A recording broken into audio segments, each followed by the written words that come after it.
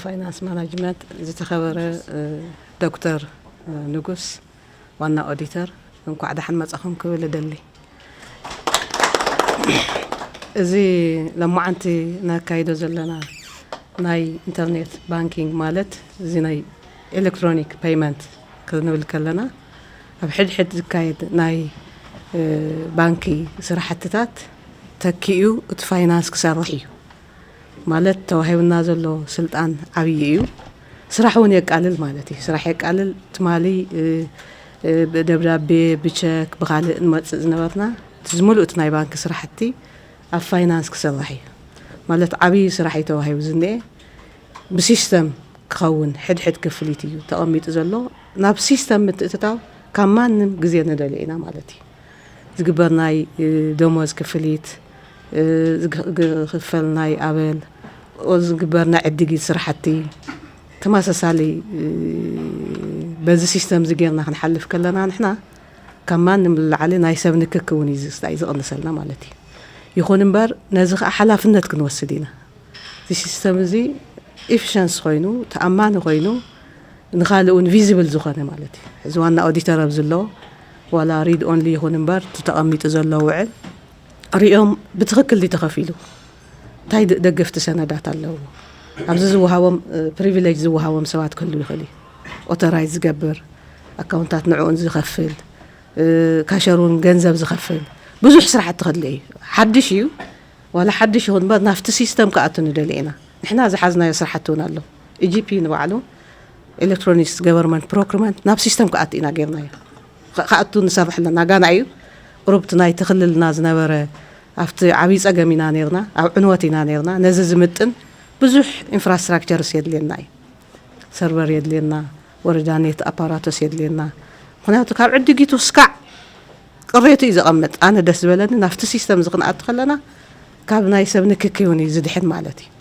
نزون حدا بارتيتناي بايمنت الكترونيك بايمنت كنقول كلنا بحد حد تكالات كاتيو ግን ኢንፍራስትራክቸር ዘሎ ንጀምሪና ኢልና ዘለና ተገደደ ዘ ማክሮ ዝበሃላ ቢሮታት ከነ ጀምሪና ፋይናንስ ሓደ እዩ ኣብ ሕርሻ ኣብ ትምህርቲ ኣብ ጥዕና ተማሳሳሊ ጀሚርና ኣብ ጽቡቅ ኢንፍራስትራክቸር ዘለዎ ንጀምራ ዝሆል ኢንፍራስትራክቸር ዘለዎ ወረዳታቱን ከምኡ ክኸዳ ማለት እዩ ስለዚ እዚ ሲስተም እዚ ከማን ምንላዓሊ ደጊፍና የከንከት ክንከለለና ناي ورقه سرحسنا قدف كاخذت كذلخ ناي قصري لووط يقاون زلو حزي قرش بيت كات حزل يكونن زمان خناتو everything بقصري يخوسخ زخيل دومس ك10 تشح تخيناس 10 تشحون ببانكي كيت كات غزات خون كان اسويزا ت10 تشح بقصر تحلفا مالتي ولا تقامنتون سلازي نازي زمتن سرح بزح خسايد لي تخرات يدلي تاماننتون يدلي مفلاتون يدلي مالت حززو لنا كنا ناتو اتليك بايلوت نو سدلنا ابز بايلوت زخا سلطنا خدلي تخاتاتال سلطنان كتتلن فولو ابن كدلي مالتي مستسرح كما يتسرح زبل ابزي وانا اوديتورون كوريا كاينا سرحنا زلنا زمول كوتا كل اكل اوديت غيرو بتخكل بات سيستم نخد زلنا مخنا صبق جمار يخولو زدلي ابز زلخم ناي سبحتنياتات مانجمنت ناي بانك خنو ناي مالت تسلفي دو خيت كاس ويندو دو كيلكات تصبينا كاس بعلخات تسبح لها قبل كسبح خلخ بو متنك اتحتات اخا اكاونتابيليتي لو تاسرحان السو نقول زوها بريفيليج يكون نابزي كسبح خلو بو متن مسرح تسالط نتسرح وانت حتات النت ونكلو اي مالتي نزي حاسبنا عينا نصبح زلنا سلازي تلو معانتي ذكايدو زلنا بتليتنا منغست باجت افتنا منغستاوي بانكينج يك نتقم زلنا ስለዚህ ነዞን በት ሲስተም ተኸትሉ ኤሌክትሮኒክ ፔይመንት ተኸትሉ ክኸድ ከሎ ነቲ ዓዲ ነቲ ህዝቢ ነቲ ሰራሕተኛውን ዝበለጸ ናብ ትራንስፎርም ዝገብር ሲስተም ናኣትለና ብዝብሊና ክንወስደ ዘለና እሞ ጽቡቕ ናይ ስራሕ ግዜ ክኾነልና ተፈራሪምና ኣለና مفررام إندي قولا يكونن دحر مفررام زاد اللي كتتل كدلينا أي متحققات كدلينا أي فولو أب كدلينا أي تشيكينج كروس تشيكينج كدلينا أي إلنا أنا نحسب زلنا مو صبونا يصير حق زي خوننا أي من بزكاتا يعني محرج بينا حلفيت بيرو فاينانس ትግራይ ክቡር ዶክተር ንጉስ ሓላፊ ቢሮ ኦዲት ትግራይ ኩራነው ዘለኹም ናይ ፋይናንስ ቢሮ ናይ ማኔጅመንት አካላትን ናይ ኢትዮጵያ ንግድ ባንክ ናይ ማኔጅመንት አካላትን አውዚ ስነ ስርዓት ምፍራም ስለዝተረኸብኩም መጀመሪያ ከምስግን ደሊ ካብኡ በመቀጻል እቱ ናይ ሎማዓንቲ ዋና አላማና ዓለምና ዝበጽሐቶ ናይ ቴክኖሎጂ ደረጃ ብፍላይ ድማ አፍቱ ናይ ፋይናንስ ምሕደር ናይ ፋይናንስ አካይዳት ናይ ትራንዛክሽን ማኔጅመንት ዘሎ ክንጅምሮ ለና በመጀመር ደረጃ እናኔና ሎማዓንቲ በመጀመር ደረጃ ማለት ናይ ካልኦት ሃገራት ተሞክሮ ሕዙ ዘሎ በሓደ መዓልቲ ክንወጽሖ እንተዘይካአልና ግን ጀሚርና እቱ አንተው ዝበሃል ነበረ በቢ ባንኩ በቢ ቅርንጫፉ ዘሎ ናይ ስራሕ ኩነታት ቴክኖሎጂ እንዳፈቀደልና ክንቅንሶ ኣብ ንኽእለሉ ደረጃ ስለዘለና ሕድሕድ ቢሮታት ናብ ባንኪ ቅርንጫፋት ከይዶም ሰራሕተኛታቶም ጊዜ ዘጥፉሉ እቱ ናይ ታወረቀት ዘይወፀ ስራሕትና ደሞ ታወረቀት ወፂኡ ናብ ቴክኖሎጂ እንድሕር ከይዱ ሪሶርስና እውን ባዕሉ ይቁጥበልና እዩ እቲ ናይ ታይሚንግ ተሓደ ተዋና ሪሶርስና ጊዜ እዩ ሕድሕድ ናይ ፋይናንስ ሰባት ኣብ ዝተፈላለየ ቢሮታት ዘለው ታይሚንጎም መቅጻብ ምጥቃም ዓብይ ግደ ኣለዎ ካብኡ ደሞ ካሊ ናይ ገንዘብ ወጻእታት እውን ይቆንስ እዩ በቴክኖሎጂ ምጥቃም ምክንያቱም እቶም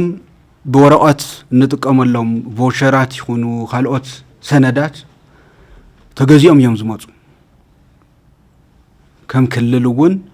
እቲ ክልል በጀት ክሕዝተለው እውን ንሱ ታሳቢ ገይሩ እዩ ዝሕዚ ለስለ ዝሓስብ ማለት እዩ ስለዚህ ናብ ቴክኖሎጂ ምእታው ኣብ ዝሕዝ ዘለናዮ ጊዜ አማራጭ ዘይብሉ እዩ ዝብል ቅዋሚ ዘለና ንሕና አማራጭ ዘይብሉ እዩ ንጀምሮ ዶ አይንጀምሮ ዘብል ተይኮነስ ዓለምና ናብ ተኸዶ ዘላ ተዘይረከብና ያውን መስዓብ ደሞ ግዴታ ስለ ዘለና ማለት እዩ ከም ሃገር እንተሕሪናዮ ታፍቱ ኩለን ባንክታት በቴክኖሎጂ ጀሚሮ ነው ዘለዋ መንቀሳቀሳት ትራንዛክሽን 73% ባንክ ንግዲ ኢትዮጵያ እዩ ዝወስዶ 73 ክሳብ ሕዚ ዘሎ ትራንዛክሽናት 73% ባንክ ንግዲ ኢትዮጵያ እዩ ተኻይዱ ከም ክልል እንተ መጺና ደሞ ክሳብ ሕዚ ዘለና ናብ ብራንችና መጺኡ ናብቶም ተፈላለዩ ቅርንጫፋት መጺኡ ኣብ ጥረ ገንዘብ ምጥቃም ኣብ ወረቀት ምጥቃም ዘሎ ማሕበረሰብና 10% ጥራይ 80% መንቀሳቀስና ከም ትግራይ ኣብ ባንክና ናብ ዲጂታል ተሰጋጊሩ እዩ ክሳብ ሎም ዘሎ ማለት እዩ ስለዚህ አፍቶ 10% ደሞ እንደገና አዌርነስ እንዳፈጠርና በፍላይ አብናይ መንግስቲ ሰራሕተኛታት አምሁር ክፍልና ደሞ ብጉልውን ጊዜኡ ይኹን ሪሶርሱ ይኹን እንደገና ታይሚንጉ በዓል ዘይብሉ ምሸት ዘይብሉ ቅርንጫፋት ተዓጸውዶ ተኸፈቱዶ ዘይብሉ ባዕሉ ገንዘቡ ዘመሓድረሉ መገዲ ነፃነቱ ካሊ ተወሳኺ ናይ ባንክ ሰራሕተኛታት ኢደእታውነት ፈቃደኝነት ብዘይ ምጥያቅ ውሳኔው ባዕሉ ክሳብ መጨረሻ ዘብጽሐሉ ስራሕቲ ደሞ ክነታታቱ ኣለና ንሱ ስለ ዝገበርና ከምታ አንተ ዝገለጽክዎ 80% ናይ ማሕበረሰብና ብዲጂታሊ ዝጥቀም ዘሎ ሕዚ ከም ትግራይ እዙይ ደሞ ወሲኽናሉ ምናልባት ናብ ባንክ ዝመጽእ አካል ተገዲዱ ዘግድዶ ነገር ሃልይዎ ካሊእ ሰነድ ዝፍረም ሃልይዎ ጥራሕ ንክኸውን እሞ ናብ ባንኪ ዝመጸሉ ጊዜ እውን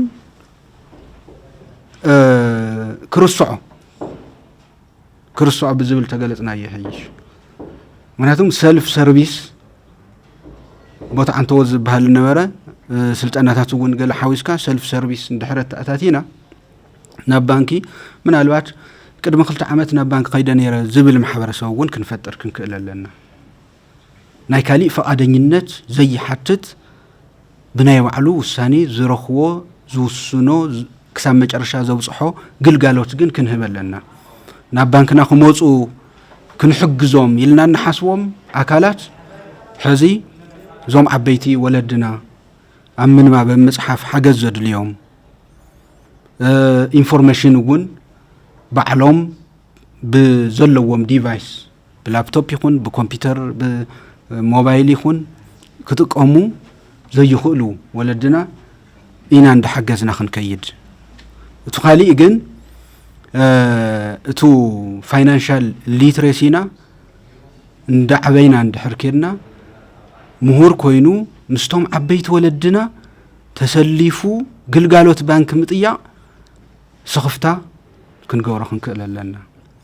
ሓፍረት ክንገብሮ ክንክእል ኣለና ምክንያቱም እንዳኸኣሎ ግዚኦ ጥፊኡ ኣብ ባንክ መጽኡ ደቃይቕ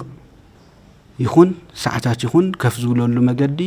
እንድሕር አትሪፍና እቱ ዘምርት ዓቅሚ ማሕበረሰብና ታይሚንጉ ተጠቂሙ ኣብ ካሊእ ዋኒኑ ንኽውዕል ክንሕግዞ ክንክእል ኣለና ግዴታና እውን እዩ ስለዚ በዚ ኢና ንኸይድ ካብኡ ብተወሳኺ እውን ብንግዲ ባንኪ ኒ ስፔሻሊ ናይ መንግስቲ ሰራሕተኛታት ክሳብ 150,000 ልቃሕ ነዞም አስቸኳይ ዝበሃሉ ወጻእታት ኦልሬዲ ጀሚርና ኣለና ንሱ ደሞ ዝወሃበሉ መገዲ ላይኑ ናይት ፋይናንስ ላይኑ ሲቢኢ ብር ዝበሃል ሓደ ፕሮዳክት ኣለና ቶም ቢሮታት ናይ ሲቢኢ ብር አገልግሎት ገይሮም ነቱ ማሕበረሰብ ነቱ ናይ መንግስቲ ሰራሕተኛ ደሞዝ መኽፋል ክጅምሩ ተለው አፕሊኬሽኑ የብሉን ቢሮክራሲ የብሉን በሲቢኢ ብር ገይሩ አርጀንት ነገር ከጋጥሞ እንተሎ ክሳብ 150,000 ወሲዱ ዝጥቀመሉ ደሞ ኦልሬዲ ተጀሚረሎት ስራሕ ስለዚ ኩሉ ማሕበረሰብና በዘይፍልጦ ንሕናውን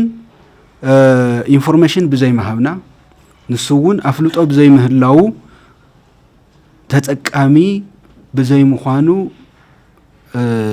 ኣብ ጉሉ ሰአን ክንዲዚኣ ገንዘብ እዚ አምሊጣትኒ ዝብሎ ነገር ከይህልዎ ግን በብ ጨንፈራትና እውን